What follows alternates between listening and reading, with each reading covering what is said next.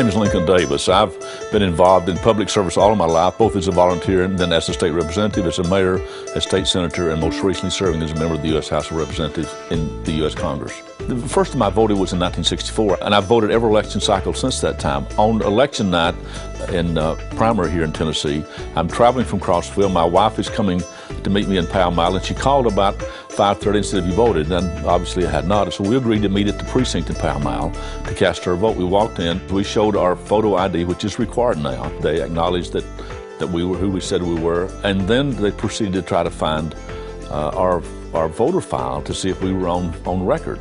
A young lady who I saw grow up said, "Lincoln, we can't find you. Have you voted here?" And I said, "Yes, since 1995 I've voted in this precinct." Somehow they'd made the decision, either on the state level or the two counties had, to transfer me without telling me and purge me from the voting records and denied me for the first time in my life the right to vote. And no one offered us or suggested any alternative to fix this, like you can vote a provisional ballot. To be denied that right to vote at home was such an insult.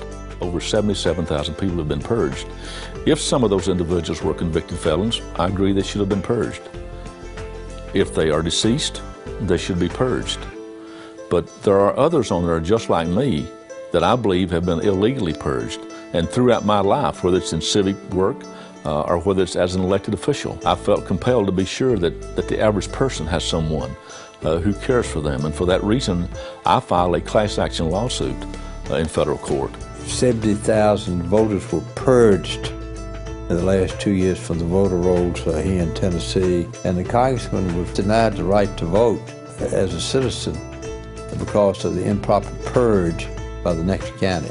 The state constitution on voting is stronger than the federal constitution.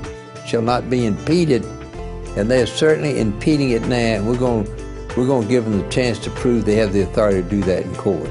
With all the legislation that we've passed in Tennessee, we have a proud heritage of being sure that we make it easier and encourage individuals to vote in our elections. That's the American way. Unfortunately, I think what's happening now is that there appears to be legislation that would actually suppress that right and to discourage voting. That, to me, is something that Tennessee cannot be proud of.